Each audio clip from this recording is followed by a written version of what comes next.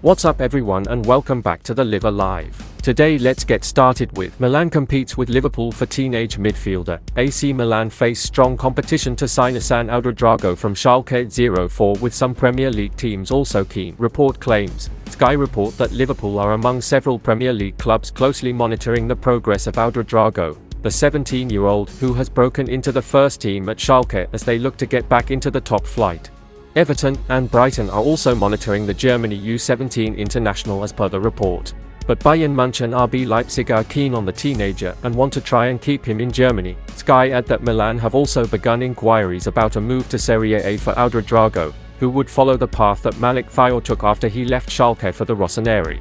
Ouedraogo is still under a development contract and has an asking price of £10 to £15 million, but he can sign a professional deal on May 9, 2024 with Schalke when he turns 18. Key Liverpool figure loved by Jurgen Klopp could now stay beyond 2024. Liverpool sporting director Jörg Schmatt could now reportedly stay at the club despite the German's contract with the Reds expiring at the end of this season. According to journalist Graham Bailey, the Anfield transfer guru could remain in his position beyond the 2023-24 campaign after signing a one-year deal with Liverpool this summer. Schmatt was at the centre of most of Liverpool's business in the window, with the Reds using the Germans' Bundesliga contacts to make three key signings from the division. Dominik Szoboszlai has been a revelation, whilst Ryan Gravenberch has impressed, and now there's a chance that Schmatt could remain at Liverpool beyond his current contract. Bailey said, "My understanding is that he could very well stay. They thought he did a very good job in the summer window. They failed to get Lavia or Caicedo, but it wasn't through a lack of agreement. Liverpool did their job. It was the players who didn't agree to a deal, which isn't technically Schmatt's fault. He was getting the deals done." Liverpool sent scouts to watch amazing defender last night. Liverpool scouts were in Zenica last night to watch Portugal dismantle Bosnia and Herzegovina 5-0.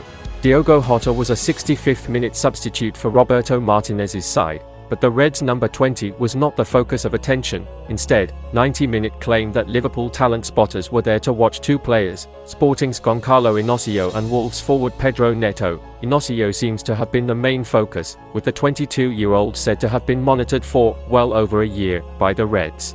The latest scouting trip was surely a success, with the centre-back grabbing himself an assist during the rout. But, perhaps as an added bonus, Liverpool staff also managed to get a look at Neto, too.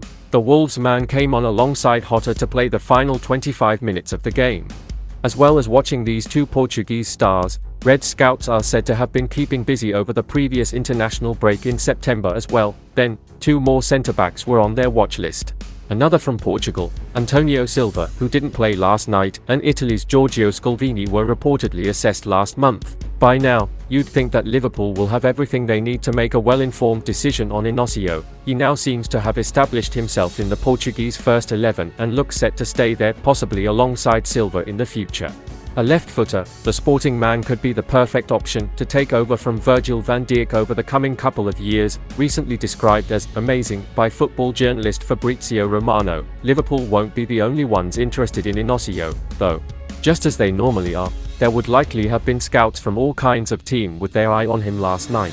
Inacio's talent is hardly a secret. Latest injury update on Andy Robertson. We will have to go back a long time to check which was the last international break was injury-free for Liverpool and their players. The latest entrant to that list, as we all know, is Scotland captain Andy Robertson, who suffered a shoulder issue against Spain. Following a scan on the issue, from the look of things, Robertson could most likely miss the Reds' Merseyside derby at home on the 21st of October. While Kostas Tsimikas can put in more than just a shift, it is Robbo's leadership on the pitch that we are on course to miss the most. Scotland manager Steve Clarke talked about Robbo's injury and provided an update on the same, speaking to the press ahead of the Scots' friendly clash against France. Here is what Clarke had to say on Robbo via Echo. "As always with injured players, we send them back to their club, and he's gone back to Liverpool. Liverpool will deal with his injury. Obviously it's a shoulder issue and Liverpool will deal with it. Coming off as if Robbo isn't the national captain, and is only Liverpool's responsibility." Clarke. While there's not much Scotland could have done after the injury, the coach should be much more careful with his words, as his statement seems like he is least bothered with the situation. While the interpretation might be wrong, the focus should move to rehab and recovery as soon as possible.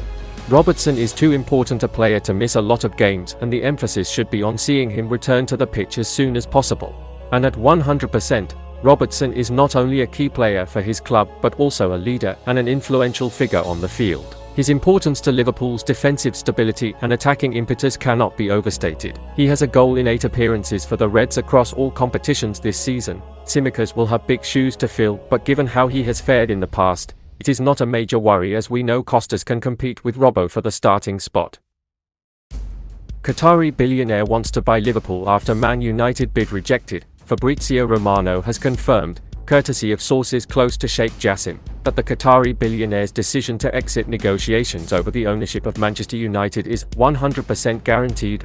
The Italian journalist dropped the latest update on the topic on X on Tuesday afternoon amid suggestions that the Qatar Islamic Bank chairman could now make a move for the Red Devils league rivals Liverpool. Sources close to Sheikh Jassim guarantee that his decision to leave the negotiations for Man United is 100% guaranteed and confirmed. No current plans to change that, Glazer's family, already informed last week after final bid rejected. The Qataris set aside about $8 billion for the United project. Mike Keegan spoke on the It's All Kicking Off podcast, via the Daily Mail. That money is there and ready to go, burning a hole in their pockets. So what a story that would be, to buy Liverpool. From what I am led to believe, they are very, very disappointed and angered at how this has played out. What better way to respond than to get United's biggest rivals from down the road and throw all that money you were going to throw into Manchester United into making them pay for that decision not to sell to you.